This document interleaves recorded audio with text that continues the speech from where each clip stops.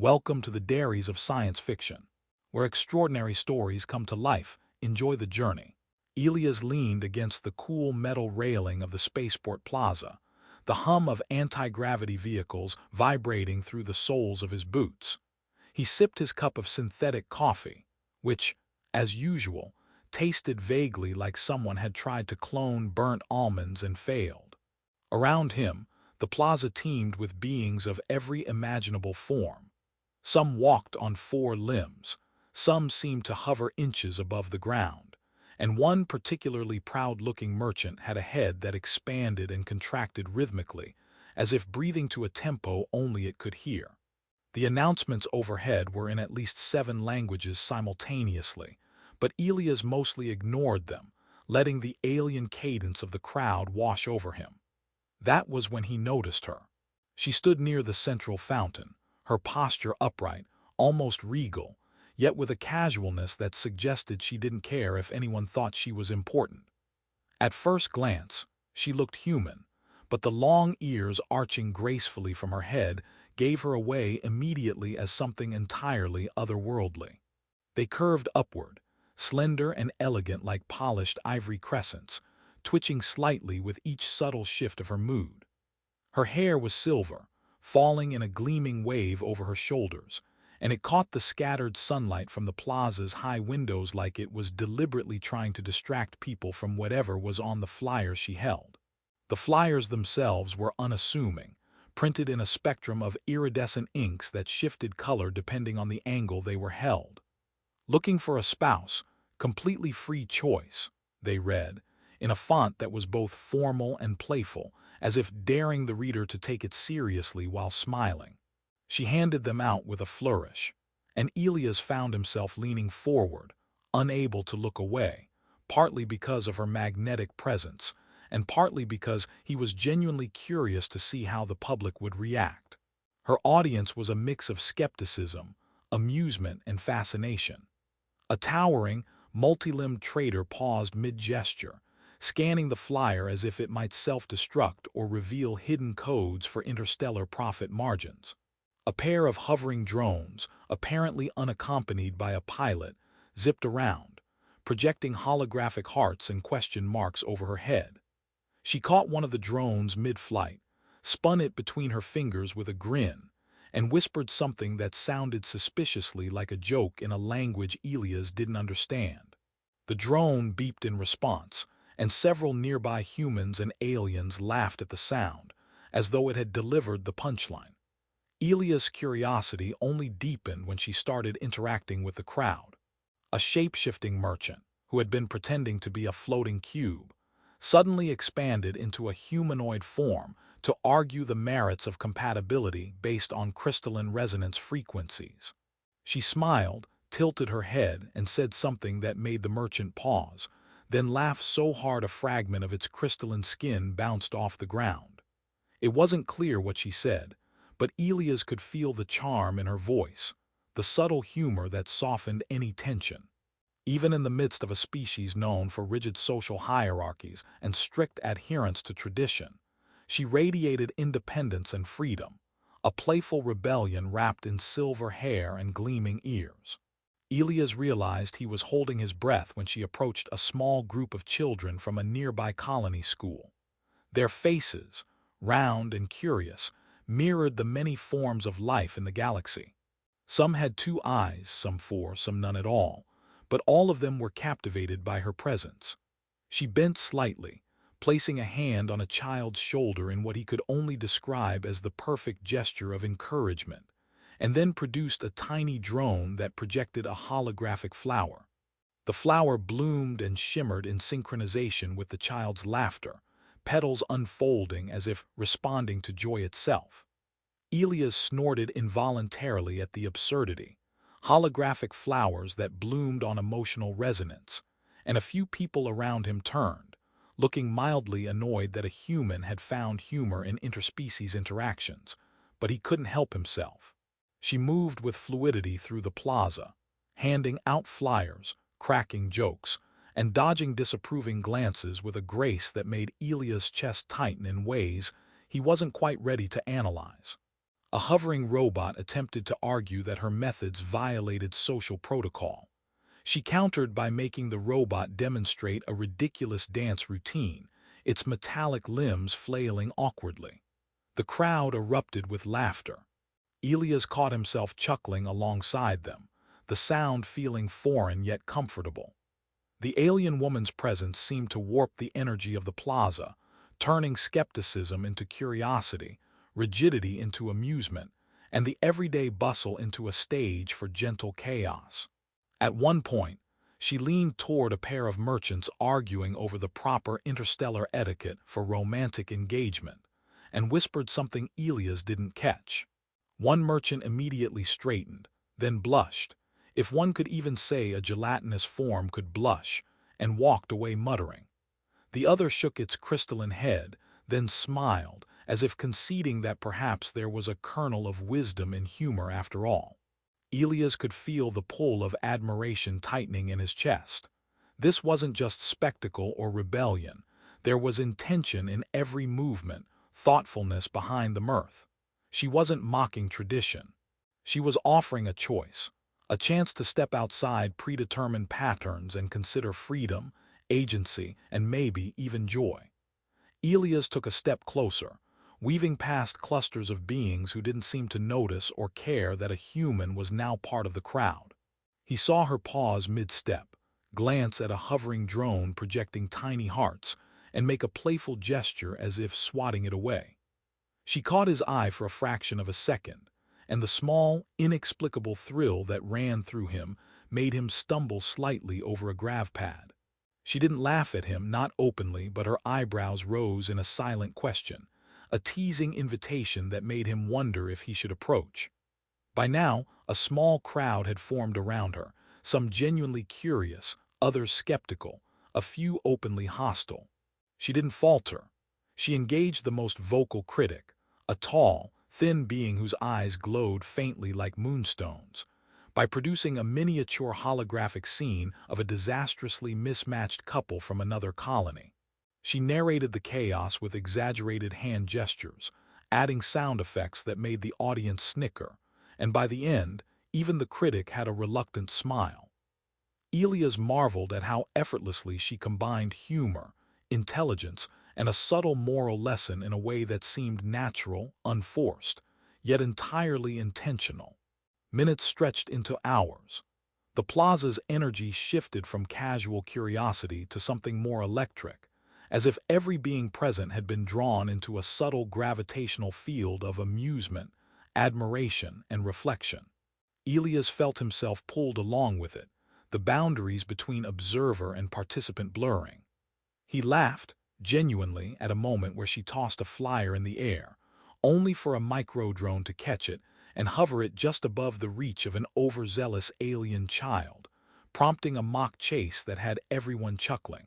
Finally, as the sun angled through the high plaza windows and turned her silver hair into a radiant halo, she paused. She scanned the crowd, letting her gaze linger for a heartbeat too long on Elias, who suddenly realized that in a plaza full of hundreds of beings, she had noticed him. The moment was electric, charged with curiosity, humor, and an almost imperceptible invitation to step closer, to join the dance of choice she had set in motion.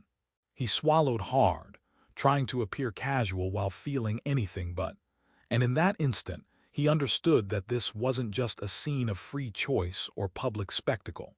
It was the beginning of something far larger, an encounter that could stretch across societal boundaries, species differences, and even the quiet rules of his own heart. The alien woman extended her hand toward another passerby, handing over a flyer with a flourish.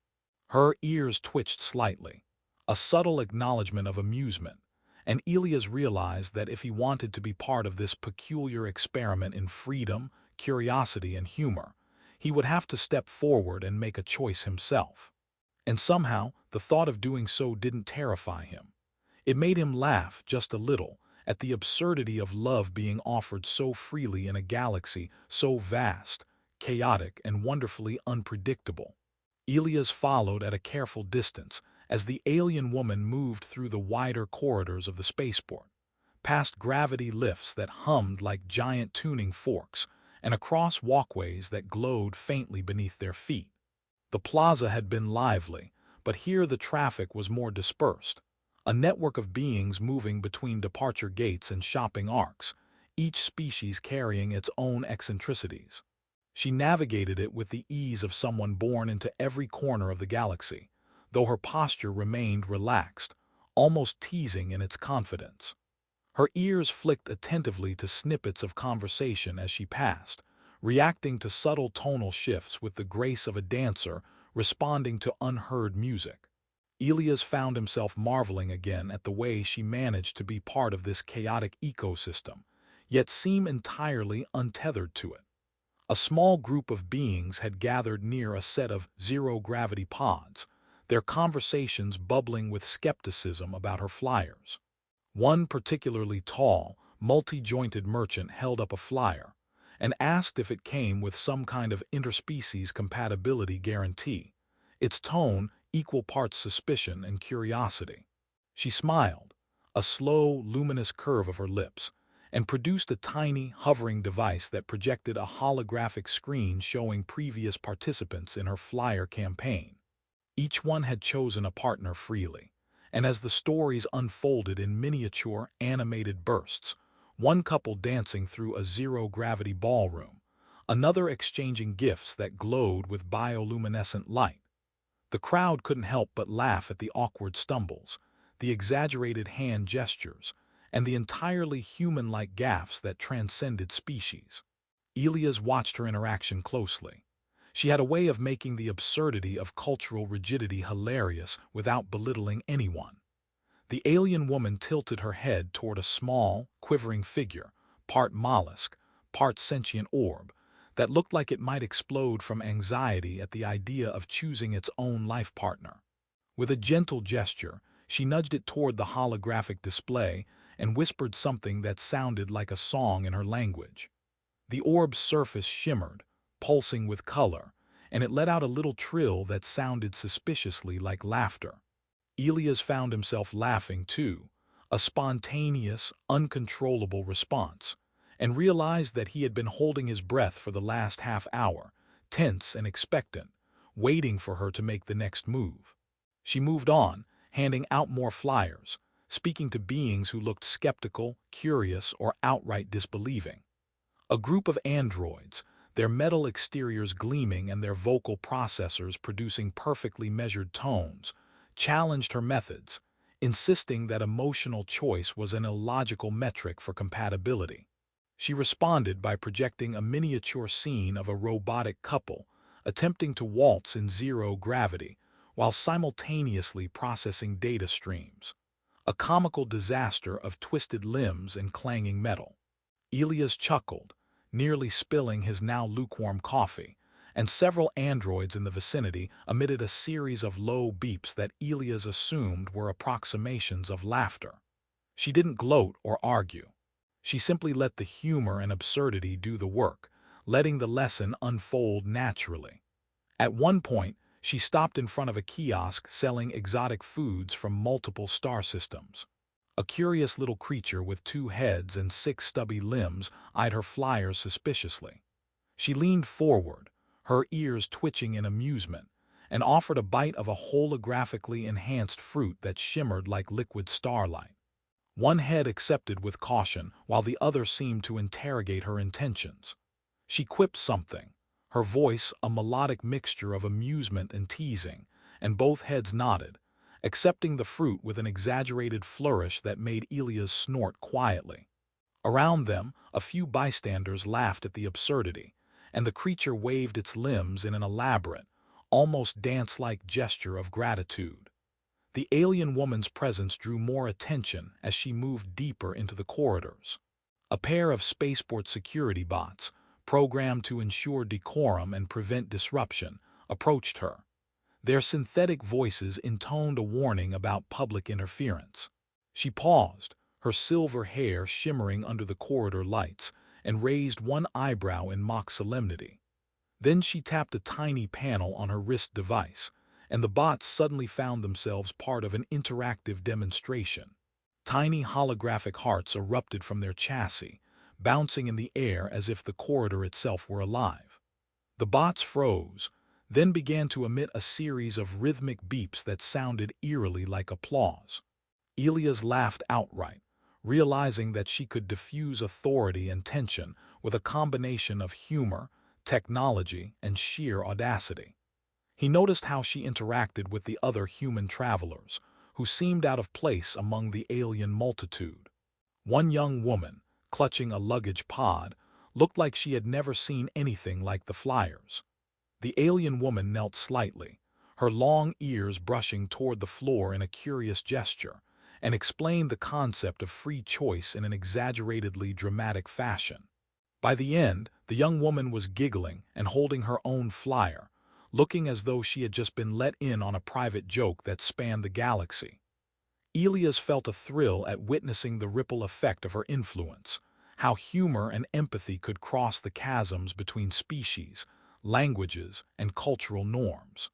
They reached a wide observation deck overlooking the docking bays. Spaceships of every conceivable design glimmered in the artificial sunlight, some sleek and metallic, others organic-looking, with hulls that pulsed like living tissue.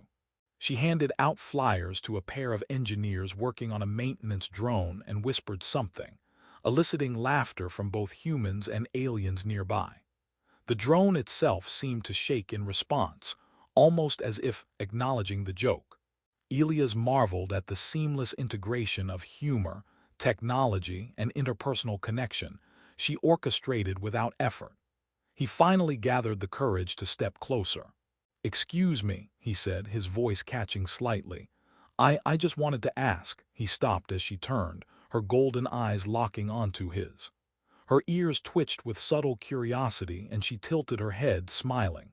There was something disarming about her confidence, a blend of playfulness and clarity that made him feel both invisible and yet entirely seen. "I assume you're not here for a flyer?" she asked, her voice teasing, melodic but tinged with warmth. No, I mean yes, but not exactly," Elias stammered. She laughed softly, a sound like wind chimes in zero gravity, and it made him laugh in turn awkwardly, because it was impossible not to respond to that kind of charm. She extended a hand toward a floating display console, tapping it to release a small holographic simulation of the plaza earlier. "See," she said, "even a complete disaster of a spaceport crowd can choose freely if given the chance." And they laughed, didn't they? Sometimes laughter is all the proof we need that people or beings are ready for change. Elias nodded, trying to keep pace with both her words and the subtle emotional undercurrents he was beginning to feel. The corridor around them buzzed with activity. Engineers adjusting energy conduits, merchants haggling over exotic wares, and small alien children chasing miniature gravity spheres in gleeful circles. She handed a flyer to one of the children, who immediately darted off to show it to a hovering drone companion, the holographic hearts popping up like confetti in the air. Elias couldn't help but grin at the scene. There was a strange beauty in the chaos, a humor and absurdity that somehow reflected the deeper purpose of her mission. As they moved, she began explaining, half in jokes, half in earnest, how her culture had dictated partnerships for centuries. "Rules, charts, genetic compatibility indices," she said, waving a hand dramatically. "All nonsense if you can't laugh at them." She tapped the edge of her flyer and a small projection popped up, showing an animated couple attempting a courtship dictated strictly by protocol, resulting in a series of increasingly ridiculous mistakes. Spilled drinks, tangled appendages, misfired communication devices. The crowd laughed, and Elias felt himself laughing too, not just at the simulation, but at the way she could make something as serious as choosing a life partner seem both playful and profound. Hours passed, or perhaps minutes. Time felt strange in the glow of her energy. Elias noticed small, subtle gestures, the way she listened intently when someone spoke, the tiny flick of her ears when amused, the way she leaned in just slightly when someone expressed hesitation. Each movement conveyed empathy, intelligence, and humor simultaneously. A combination that made him realize he had never seen anyone, human or otherwise, move through the universe with such a fluid mastery of attention, influence, and charm. By the end of the corridor, Elias was exhausted, exhilarated, and more aware than ever of the slow, gravitational pull she exerted, not just on the plaza or the crowd, but on him personally. Every joke, every playful interaction, every subtle display of freedom and choice seemed designed not to coerce, but to invite, and the invitation was irresistible. He realized that while she had given the universe a simple offer of autonomy through flyers and holograms, she had also extended an unspoken personal challenge. To step beyond observation, to engage, and to take part in the freedom she embodied so effortlessly. For the first time that day, he felt a surge of something unfamiliar, a blend of admiration, curiosity, and anticipation. Perhaps this alien woman, with her silver hair, long ears, and radiant confidence, was not just offering a chance for others to choose freely, but presenting him with a personal test of courage. To laugh, to connect, and to embrace the unpredictable, joyful chaos of life that she navigated so gracefully. And somehow, amidst floating drones, laughter, holographic flowers, and the absurdities of interspecies social experiments, he found himself wanting nothing more than to take her hand and step into that chaos alongside her. The observation deck overlooked the docking bays, the setting sun casting long streaks of gold and violet over the hulls of ships that seemed to hum with life. Elias walked beside her, the alien woman, matching her stride as she moved through the crowd of beings lingering to watch the spectacle she had created. The flyers had long since been distributed, the holographic hearts and playful drones now scattered across the plaza in smaller, lingering clusters. The energy she carried, bright, confident, uncontainable, still radiated, and Elias felt it tugging at him in ways that had nothing to do with attraction and everything to do with curiosity, respect, and a new understanding of choice. She paused near a low, circular bench that overlooked the largest docking bay, where a massive freighter, its surface etched with glowing patterns that looked like constellations, hummed as it prepared for departure. She turned to face him fully, ears tilting slightly in a gesture that was almost teasing, almost investigative. "You've been quiet for a while," she said, her voice carrying that melodic lilt that somehow made everything feel simultaneously serious and absurd. "I've been watching," Elias admitted. "Watching how you do this. How you move, how you make people laugh, how you—" He stopped, realizing that words seemed insufficient to capture the blend of freedom, humor, and courage she exuded. "How you make them choose." She laughed, a soft, wind-chime sound that made even the metallic hull of the freighter seem warmer. "Choose," she said, tilting her head, "is always the hard part. It's easy to hand someone a flyer. It's harder to make them realize they can actually act on it." She gestured to the plaza below, where tiny groups were still interacting with drones, holographic flowers, and animated simulations from her earlier demonstrations. "Some of them will choose today, some tomorrow, and some maybe never, but giving them the chance, that's the point."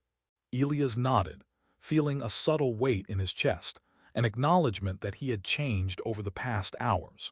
He realized he no longer approached the world the same way he had when he first leaned against that railing. He had watched her bend rules, defy expectations, and make humor and playfulness a weapon against rigidity. And through it, he had begun to understand that life wasn't about waiting for permission or following charts and protocols blindly.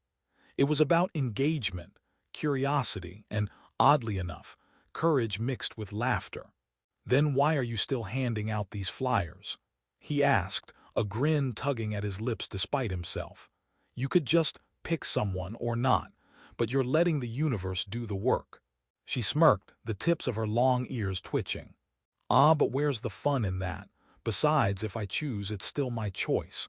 If they choose, it's theirs. That difference, it matters." She paused, her golden eyes glinting as she added, "Even you, Elias.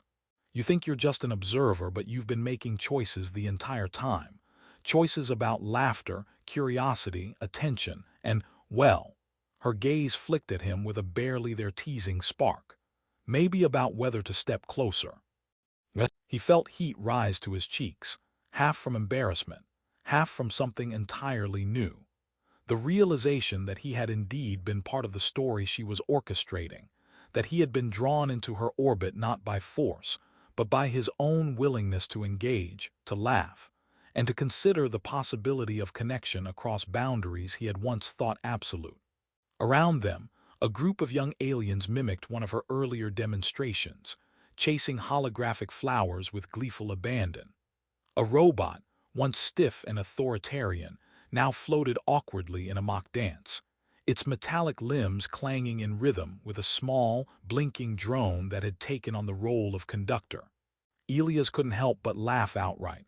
"This is ridiculous," he said, breathless from the absurdity. She grinned. "Ridiculous, absolutely, perfect, maybe, but change often looks ridiculous until it becomes normal." She handed him one of the last flyers, and when he took it, he felt the paper tremble slightly, as though imbued with some subtle energy, not magical, not technological, but something that felt like promise. "Should I read it?" he asked, curious and cautious. "You can," she said, her voice gentle, though teasing never left it entirely. "Or you can just act on it." The simplicity of her words struck him. For the first time in hours, he didn't feel tension, pressure, or the weight of expectations. Instead, he felt the strange liberation that came from understanding he had a choice, and that choice was his alone. Elias glanced around. The plaza below had quieted. Most beings were leaving, carrying holographic flowers, animated simulations, and a subtle, lingering sense of joy. Even the skeptical merchant with multiple limbs was now chuckling at a misfired drone that had spilled tiny hearts over his head.